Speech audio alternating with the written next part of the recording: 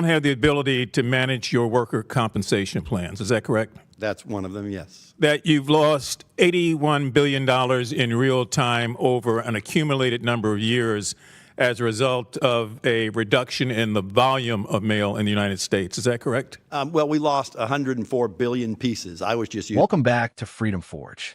If you believe in truth, accountability, and a government that actually serves the people, go ahead and hit that like button and subscribe right now, because what we're about to break down today should concern every single taxpayer. Today, we're reacting to a Senate hearing focused on the United States Postal Service, where lawmakers and the Postmaster General are discussing financial losses, declining mail volume, rising costs, and whether this massive federal system can even sustain itself moving forward.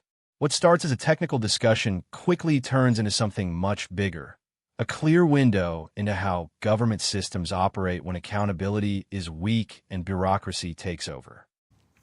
Gentleman yields back his time. The gentleman, Mr. Mfume, is recognized. Thank you very much, Mr. Chairman, again. Mr. Postmaster General, I took some notes with what you were saying, and I have a couple of observations, and maybe you can kind of point me in the direction where you think you should be going. Aside from that, there's an old saying that says, the hurrier I go, the behinder I get. And we have been rushing through this committee for the last several years, emphatically trying to find a way to avoid the crisis that's in front of us now. And we look up, and behind her we are. So your points, if I have them correctly, was that you don't have the ability to manage your worker compensation plans. Is that correct? That's one of them, yes. That you've lost $81 billion in real time over an accumulated number of years as a result of a reduction in the volume of mail in the United States. Is that correct? Well, we lost 104 billion pieces. I was just using the 78-cent stamp for illustrative purposes. Okay. But yeah, so that would be. And the other point billion. you were making is that, unlike other places, you're required to transport to remote places across the United States. Is that correct? That's correct. And that you said that the 78-cent stamp is the lowest out of all industrialized countries, and that it travels the fewer miles for it to be taken advantage of, or deliver, I should say, the mail. Is that correct? That's correct. This is a situation that Mr. Maroney mentioned earlier about the GAO strongly recommending, aside from congressional assistance in terms of money, that the Postal Service do everything that it can within its power to drive back the costs and to get out of the situation we're in. Mr. Maroney, is that correct? Yes, that's correct. And what would some of those things be? So there are ways to get compensation under control. That's a major area of cost growth. They would be continuing to find ways to get costs out of transportation, out of the network process. There are steps that USPS has been taking to get those costs under control, but you have the fundamental issue of volumes declining while the amount of places the USPS has to deliver are increasing. So there's a fundamental disconnect there that's driving up costs. And I'm sure Benjamin, well, we won't call his name here today because I'm sure he's probably spinning in his grave looking at this. But the first Postmaster General could not anticipate FedEx, Amazon, UPS, but you're faced with those as a competing force. Can you take a quick minute and tell us whether or not you have any ability to control those costs? Or losses, I should say. In what regard?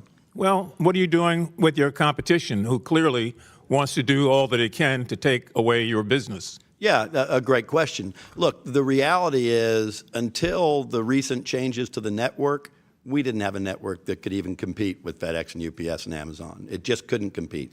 And so what we've designed now is a network that can compete, but it competes at the lower levels. So just to give you an example, our average weight of our package is about 1 to 1.2 pounds. FedEx, UPS, they're closer to 5 pounds. And as you move up in weight, you move up in value, and so you move up in profitability. So our network was designed for lower weight packages. We need to move that up. We need to go after those higher value packages. But we also need to continue to get those lower value packages. And then in that lower value package market, what you've seen is a dramatic change in how that market is being served. What do I mean by that? The gig economy. So you've got very low-cost providers coming from foreign countries, being subsidized by foreign governments, coming in and selling transportation at below cost so that they can... I got it. I'm going to have to reclaim my time. It's very limited. And maybe you'll get a chance to respond to another member's question on that subject. But let me just go back to the point I initially made that Mr. Maroney said, short of everything that's being proposed as stopgap measures, that UPS should be doing everything it can under its authority to reduce costs. Can you tell us what that is? I want to follow up on the chairman's question on that and specifically tell us how those costs have been reduced, Mr. Postmaster. Oh, I'm sorry. I thought you were talking to the other David. So, obviously, we put together a network that reduces number of trips, reduces transportation costs, reduces fuel costs. I mean, it's as I said, it's a hub and spoke network. It's been proven to work since it was invented in 1955 by Delta Airlines. Every major logistics company uses it. But there is a difference between building a network and operating a network. And we've built the network. We're close to done building the network. We have yet to fully really learn how to operate the network, and that's where the savings start to come, is when you learn how to operate the network. What you've seen is that the pace of savings has increased, and the pace of service has gotten better. Thank you, sir. My time has expired, though.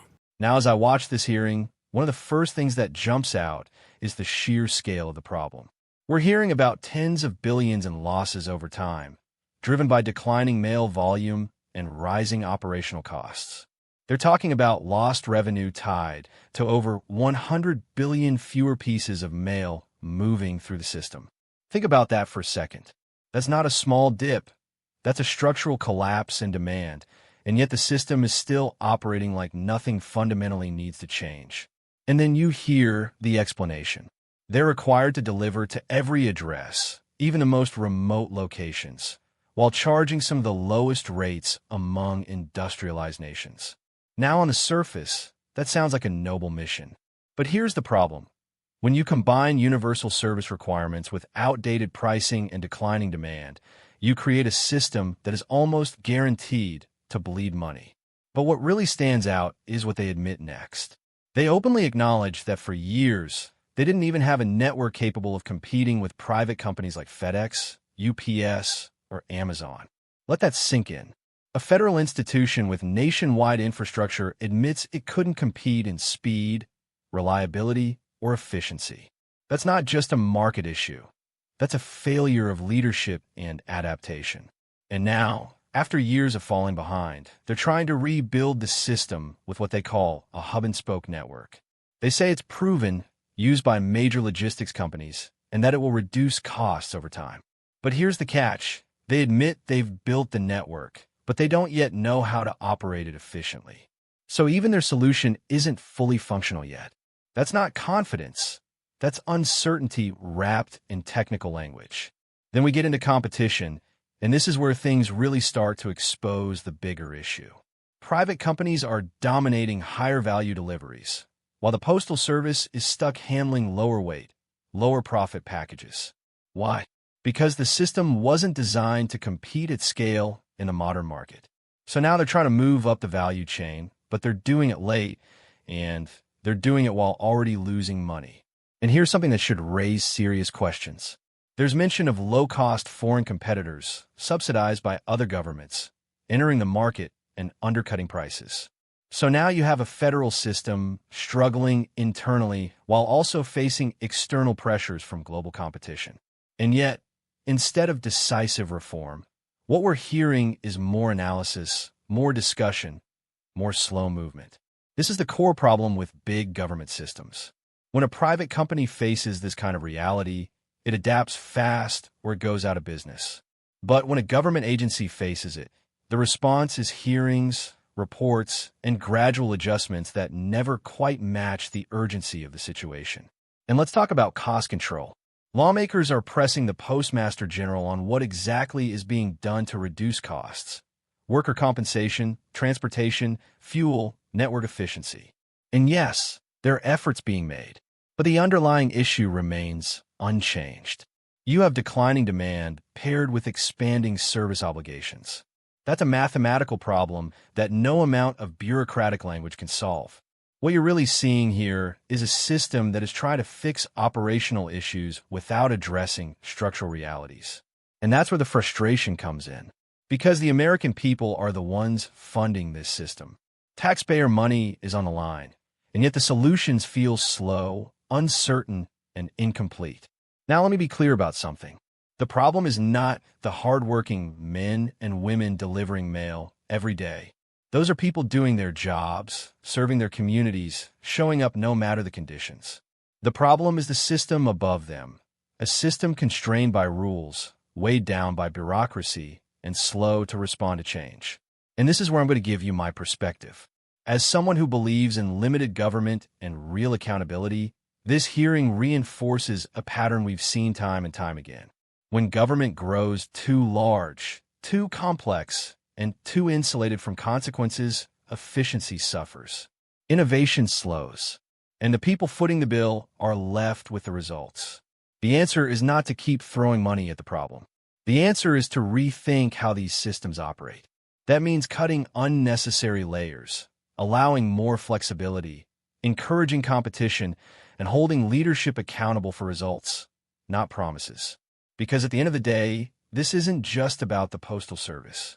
This is about whether government institutions can adapt in a modern world, or whether they'll continue to fall behind while asking taxpayers to carry the burden. So I want to hear from you. Do you think the Postal Service can turn this around? Or is this another example of a system that's too broken to fix without major reform? Drop your thoughts in the comments. And if you want more real, unfiltered breakdowns like this, make sure you like this video, subscribe to Freedom Forge, and stay informed.